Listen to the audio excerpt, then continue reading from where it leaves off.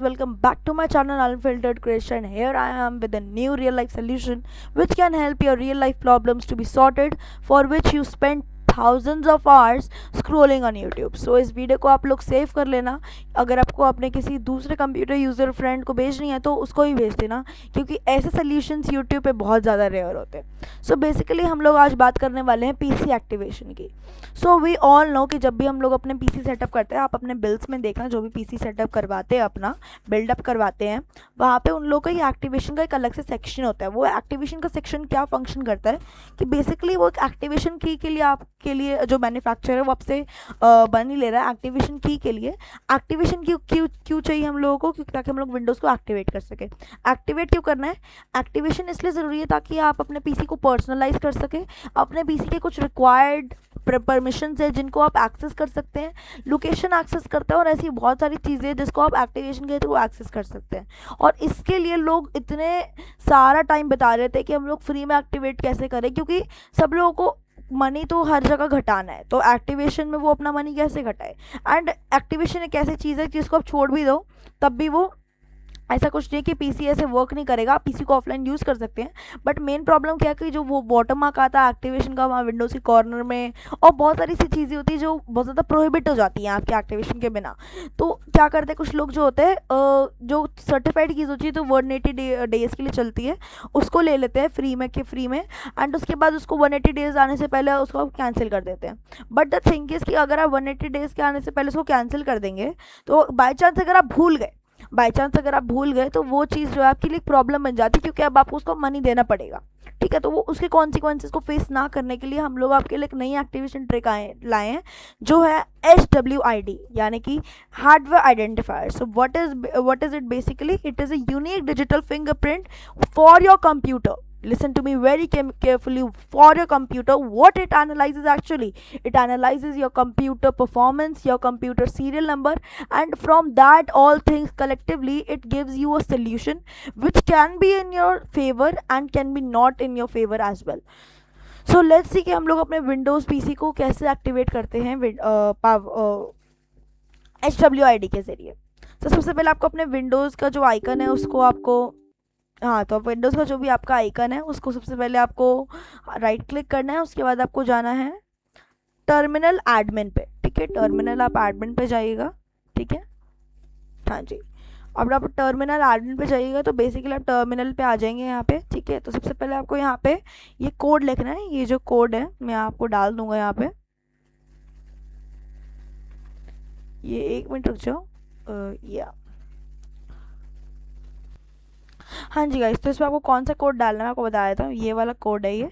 ठीक है, IRM space bar https://get.activated.win /IEX. ये कोड जो मैं पिंट कमेंट पे भी डाल दूंगा ताकि आप लोग इसको कॉपी पेस्ट कर सके. एज बेसिकली टाइपिंग एरर्स तो बहुत आते हैं जब भी आप कोई CMD ट्रिक करने की कोशिश करते हैं. So let's go. अब आपको ये क्या करना है, कोड लिख के आपको एंटर दबा देना है. तो यहाँ पे आप एंटर दबाएंगे. अब ये वर्क कर रहा है, तो ये देखिए डाउनलोड हो गया ये.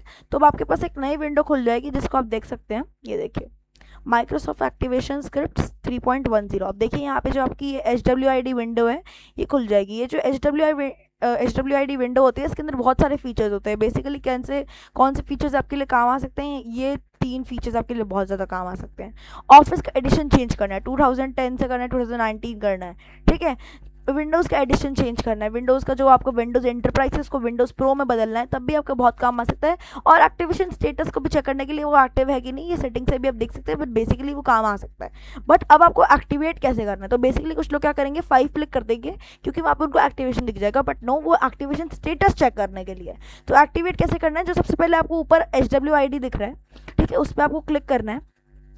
अब यहाँ पे देखिए, अब आप उस पर आप ऐसे क्लिक करेंगे तो क्लिक नहीं होगा. ठीक है, तो क्लिक करने के लिए आपको क्या करना है, यहाँ पे आपको नंबर्स, यहाँ पे सीरियल नंबर्स दिख रहे होंगे ना, इन सीरियल नंबर्स को आपको प्रेस करना है. जैसे मैंने यहाँ पे 1 लिखा है, यहाँ पे 2 लिखा होगा, तो मैं यहाँ पे 2 प्रेस करूँगा जिससे मेरी एक नई विंडो खुल जाएगी जो पर्टिकुलर कमांड की होगी. अब यहाँ पे फर्स्ट नंबर पे HWID की विंडो है. ठीक है, तो अगर मैं HWID की विंडो के ऊपर फर्स्ट नंबर पे क्लिक करूँगा जहाँ पे HWID ही लिखा है, तो वहाँ पे हम लोग को दिखाया जा रहा है कि उसके स्लैश पे विंडोज़ है, मतलब एक्टिवेशन मेथड्स में विंडोज़ आया हुआ है. ठीक है। तो यहाँ पर आप 1 क्लिक करेंगे, अगर आपको माइक्रोसॉफ्ट ऑफिस क्लिक एक्टिवेट करना है तो आप 2 क्लिक करेंगे और आगे क्रेडेंशियल्स को आप पर्टिकुलरली फॉलो कर लेंगे।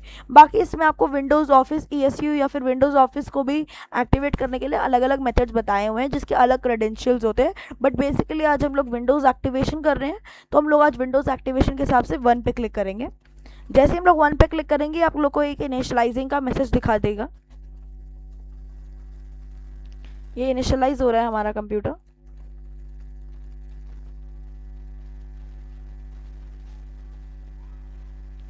तो यहाँ पे हम लोग कह रहा है Windows 11 pro is already permanently activated. तो जैसे कि मैंने बताया था कि मैंने अपने पीसी को पहले SWID के ज़रिए एक्टिवेट कर लिया था, मैंने कोई प्रोडक्ट की नहीं खरीदी थी, तो यहाँ पे मेरे को एक मैसेज दिखा दिया। बट वहीं पे अगर आपका पीसी एक्टिवेटेड नहीं है तो यहाँ पे आपको Windows 11 pro is activated successfully दिखाएगा। तो ठीक है, तो मैसेज में डिफरेंस है, मैंने बाकी आपको बता दिया कैसे करना है। जो मैंने आपको लास्ट स्टेप बताया उसके बाद ऐसे कोई क्रेडेंशियल्स नहीं है, ठीक है। आप 0 पे क्लिक करेंगे, फिर आप SWID की विंडो पे चल जाएंगे। अगर आपको ऑफिस पे करना है तो आप बाकी कर लीजिएगा। तो यहाँ पे अगर आप उसके बाद आप सब कुछ बंद कर देंगे, ठीक है। उसके बाद आप सेटिंग्स पे जाएंगे। सेटिंग्स पे जाके आप अपना एक्टिवेशन स्टेटस चेक करना है आपको कि आपका पीसी एक्टिवेट हुआ है कि नहीं। बेसिकली अगर आपको एक्टिवेशन स्टेटस चेक करने से पहले मैं आपको रिकमेंड करूँगा एक बार पीसी को रिस्टार्ट कर लीजिएगा, क्योंकि रिस्टार्ट जो है एक फ्रेश स्टार्ट होता है हर चीज़ को। तो यहाँ पे एक्टिवेशन हम लोग को स्टेट दिख गया है कि यहाँ पे एक्टिव है ये, और हम लोग को दिखा दिया है कि जो विंडोज़ है वो एक्टिवेट हो चुका है डिजिटल लाइसेंस से, जो हमारे माइक्रोसॉफ्ट अकाउंट से लिंक्ड है, ठीक है।